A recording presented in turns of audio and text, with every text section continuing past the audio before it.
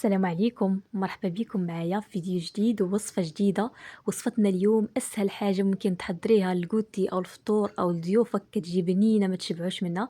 غنحتاجو فيها 3 الحبات ديال المندرين اللي قطعتهم بهذا الشكل دائري، وغنخليهم جانبا وندوزو باش نحضروا الخليط ديالنا اللي غنحتاجو فيه 2 حبات ديال البيض. وكيف ديما اي المكونات اللي غنخدموا بهم شي حاجه بحال هكذا يكونوا مخرجين هكذا من قبل من الثلاجه، يكونوا بحراره المطبخ. وعندي هنا كاس ديال السكر العبار بالكاس ديال العنبه، واخا يبان لكم هذا الكاس راه فيه كاس د العنبه. ضفت ليه واحد القبيصه ديال الملحه، وعندي هنا معلقه صغيره ديال القشور ديال البرتقال.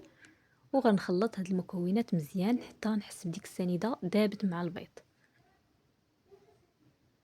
اللي بغات تستعمل الطراب او لا الخلاط ديال العصير ممكن، باش تسهل الوقت. واخا هاد الوصفه هادي راه ما تحتاجش واحد التطراب، واحد المجهود اللي هو كبير، غير شويه. ما كنحتاجوش نطلعوا داك البيض مع السنيده. وغادي نضيف بنفس الكاس اللي عبرت به، نعبر به ايضا الزيت، ونخلط مزيان حتى ينسجموا دوك العناصر كاملين. وكنبغي نشكر جميع الاخوات اللي كيشاهدوا الفيديوهات ديالي وتيخليو لي تعاليق اللي هي محفزه باش نستمر. اللي كيشوف قناتي اول مره كنقول لكم ما تنسوش انكم تشتركوا باش تدعموني باش نواصل ان شاء الله، وشكرا لكم بزاف. وغادي ندير كاس ديال عصير البرتقال.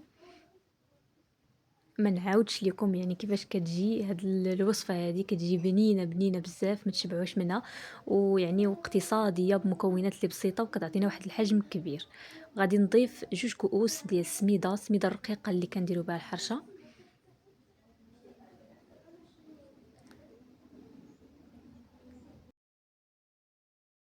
غادي نضيف ايضا كاس ديال الدقيق اللي غربلته هكذا من قبل. ونضيف 2 خمارات ديال الحلويات، كل كيس فيه 8 غرام، في المجموع 16 غرام. كندوزوهم هكذا من واحد الصفايه. بعض المرات تيكونوا هكا داك الخمارات تيكونوا بحال متحجرين شويه ما تيبغيوش يذوبوا لينا. يفضل اننا نغربلوهم بحال هكذا، ونخلط المكونات كلهم. هاد العبار اللي عطيتكم راه مضبوط، واخا غيبان لكم الخليط انه خفيف، ولكن كنخليوه هكذا جانبا غير بما وجدنا المول اللي غنديروه فيه ونشعلوا الفران. كتكون ديك السميده كتشرب وكيجينا الخليط هو هذاك. غادي نوريكم القوام د الخليط من بعد كيفاش غيولي. تقريبا هي واحد 5 دقائق راه كتشرب هذيك السميده.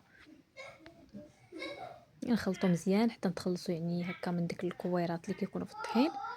وغادي ندوز للمول. عندي هنا مول ديال الزاج، ديروا اي مول متوفر عندكم غير يكون كبير شويه، حيت هاد الخليط هذا راه تبارك الله كيعطينا واحد الكميه اللي مزيانه. دهنتو هكذا بالزبده مزيان ونرشوه بالسميده.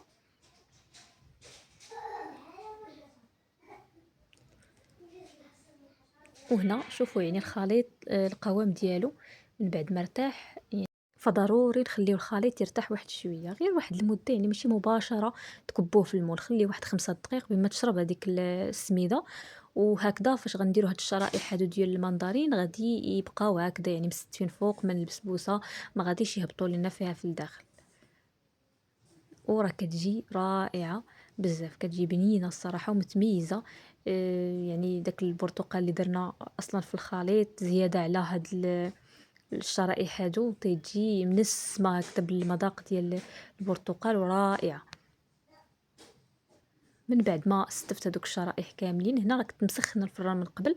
غادي نرش هكذا بواحد الكيس ديال الفاني، باش كيزيد يعطينا واحد التعسيله في دوك الشرائح ديال المندرين. وراه فاش كيدخلوا الفران راه كيتعسلوا، حتى ديك القشره راه ما كتجي لا مروره لا حتى شي حاجه. كيتعسل داك المندرين فاش كتكونوا كتاكلوا في البسبوسه، كيجي داك المذاق متميز بزاف. كندخلوها للفران ما كتاخدش واحد الوقت طويل بحال الكيكه، مده ديال نص ساعه كتكون واجده. النار كنزيدو شويه على القياس اللي كنديروا للكيكات، لانه السميده ما كتاخدش وقت. كيف ما كتشوفوا راه كتجي رطبه ما شاء الله. الشكل ديالها زوين، ما كتحتاج حتى شي اضافات. غير انا كنزيد هاد الاضافه هادي، كنقسم هكا حبه ديال البرتقال على نصفين وكنعصرها فوق منها، غير باش كيعجبني داك المذاق ديال البرتقال يكون زايد فيها. غادي نعصر هكذا ونسقيها مزيان وهي سخونة، يعني عاد خرجتها من الفران.